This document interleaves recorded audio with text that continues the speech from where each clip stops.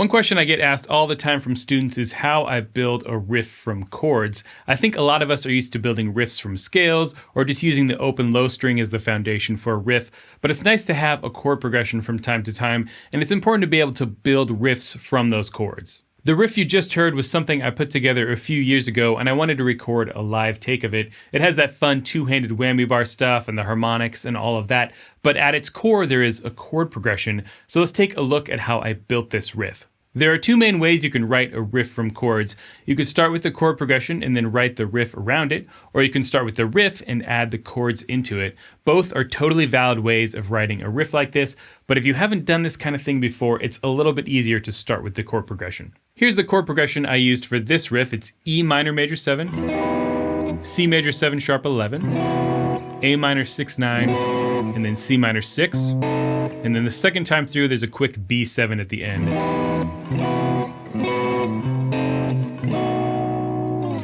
This is a pretty simple minor progression. We're in E minor here. We have the 1 chord, 6, 4, and then the minor 6 chord. And then the second time through, you get the B7, which is the 5 chord.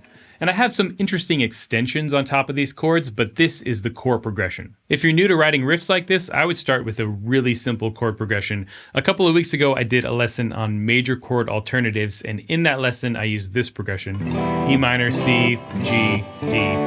And something that simple would be a great place to start if you're new to building these riffs from chords. Don't start with a bunch of crazy jazz chords or modal chord progressions. You can always get more complex as you learn and practice writing like this. Once you have a chord progression, the next step is to figure out the harmonic rhythm. Harmonic rhythm is the rate at which the chords change. In my riff, we're in 12/8, and we have 2 measures of E minor major 7, 1 measure of C major 7 sharp 11, and then half a measure or 2 beats of the A minor 6 and 2 beats of the C minor 6. And then the second time through, it's 1 beat of C minor 6 and 1 beat of B7. Again, if you're new to this, choose a simple harmonic rhythm, 1 chord per measure, for example. Just like the chords themselves, where they change can get pretty complicated, but it's best to start simple. So how do you actually turn chords into riffs? Now, there are a lot of ways to do this, but in this lesson, I want to cover 4 really common techniques. The first technique is to actually play the chord, or at least part of the chord. Now, the key here is to mix the playing of the chords with these other techniques I'll cover later. A really basic example of this would be to play a full power chord, and then play single notes in between. When you do this, you can play the entire chord, or you can just play part of the chord. In this riff, I never actually play full 5 or 6 string voicings of these chords, but I do play some smaller chunks of the chords, usually 3 notes, like on this A minor 6, for example. If I'm not playing the entire chord in a riff, I'll purposely choose the notes in the chord that give that chord its color. In the case of these chords, I'm using a lot of thirds and sevenths, and the sharp 11 on the C major 7 sharp 11, for example. The bass and the low note in this riff are going to handle the roots of the chords, so I want to highlight the other sounds in these chords with the particular voicings I'm using. I play this shape on the E minor major 7. This has the 3rd, 5th, 7th. I play this harmonic on the C major 7 sharp 11. That has your 9th, sharp 11, and 7th. And on the A minor 6-9 voicing I showed earlier, I have the 3rd, 6th, and 9th.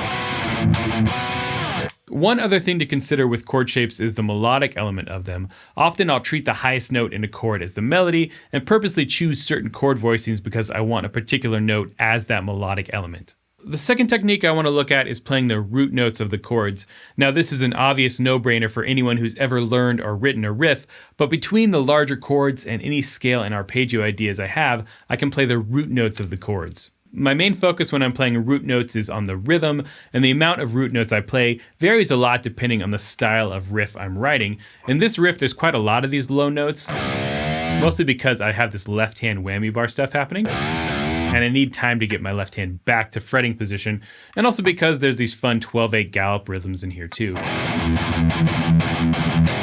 which I'm going to be doing a lesson on very soon. Playing these low notes gives you that rock metal sound, but it's also important in hammering home the chords that are being played. Having the root notes of the chords there helps keep the chord progression in the listener's ear. The third technique is to arpeggiate a chord. Arpeggiating a chord is to play the notes of that chord separately.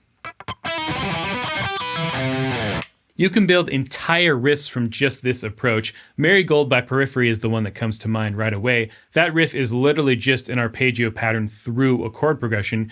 Here's one that I wrote for my band A Sense of Gravity's song Reclusive Peace.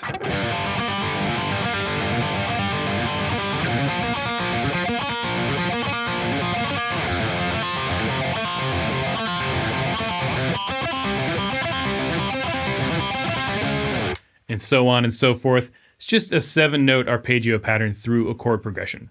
I think in most cases, though, you'll want to mix the arpeggios into the riff instead of just playing arpeggios. Now, there are a number of arpeggios in my riff. We have this sliding one at the beginning over the E minor major 7.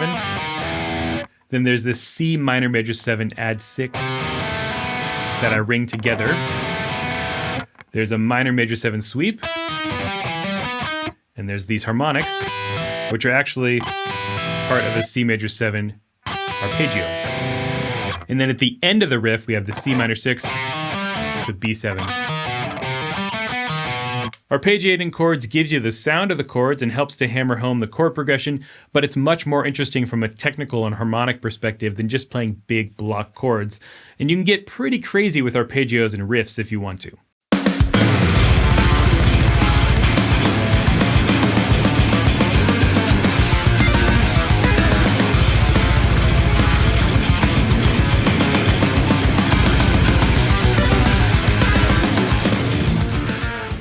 The last technique I want to cover is playing scale runs. So far we've covered playing the root notes of the chords, playing the chords themselves, and playing the notes of the chords separately, but of course we can play other notes that aren't inside of these chords. Now this particular riff doesn't have a ton of scales in it, but there is this run. And I've written tons of riffs in the past that have scale runs all over the place.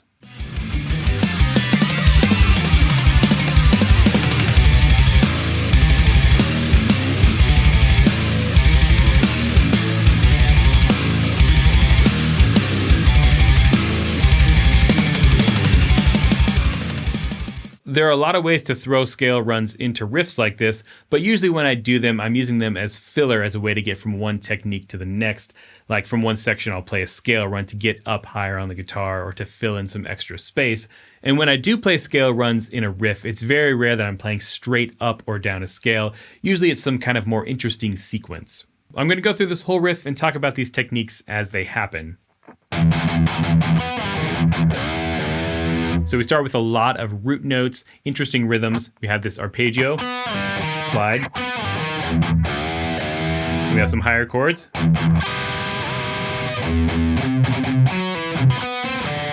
There's our scale run. Right into more harmonics, which playing those interesting notes of the chords. Then we have more root notes, chord shape. Arpeggio that's rung together. So that's the first half of the riff.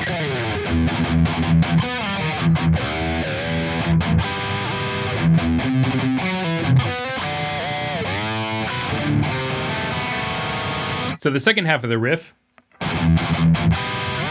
low notes and then into chords. Then into arpeggios.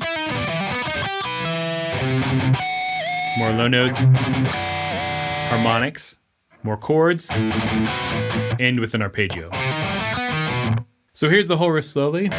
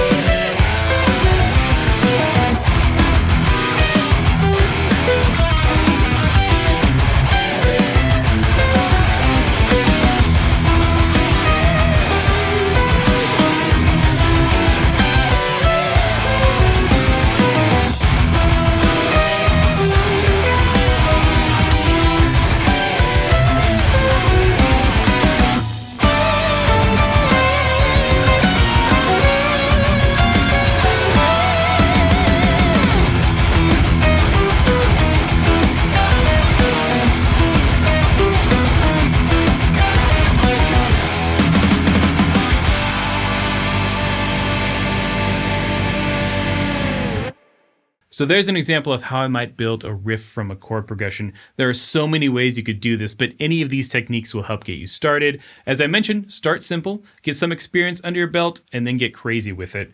Hopefully some of these ideas were helpful for you, and if you enjoyed this lesson, subscribe, hit the bell notification, all of that good stuff, and I'll see you next week. Until then, stay proggy.